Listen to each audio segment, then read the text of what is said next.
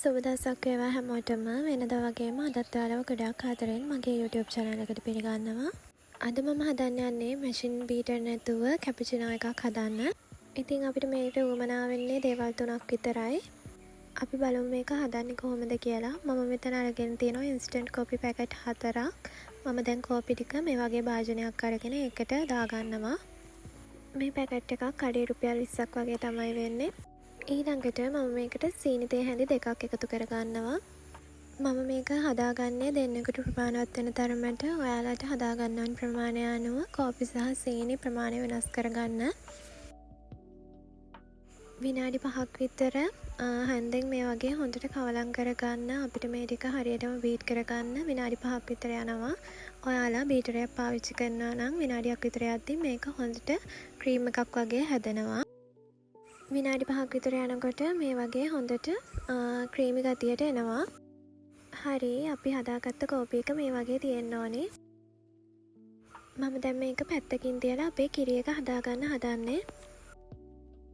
මම දැන් උණු වතුර එකක් ලිපේ තියලා ඒකට කිරිපිටි මේස හැන්දි 4ක් එකතු කරගන්නවා. ඊළඟට මේකටම සීනි මේස හැන්දි 1මාරක් එකතු කරගන්නවා. හරි, මම දැන් කිරි එක හදාගෙන ඉවරයි. දැන් අපි මේ කිරි ටික හොඳට පෙන ගතියට එනකන් හැන්දකින් බීට් කරගන්න ඕනේ. මේ තියෙන්නේ මේ විදියට හදාගත්ත කිරි එක. ඊළඟට මම අපි කලින් හදාගත්ත කෝපි මිශ්‍රණය අරගෙන මේ වගේ එකෙන් හැන්දි දෙකක් කෝප් එකට දාගන්නවා. මම අරගත්ත කෝප්පේ ටිකක් පොඩි නිසා මම මේකට මේස හැන්දි දෙකක් වගේ තමයි එකතු කරගන්නේ. ඊළඟට අපි හදාගත්ත කිරි ටික මේ වගේ හිමීට එක තැනකට වක් කරගන්න ඕනේ.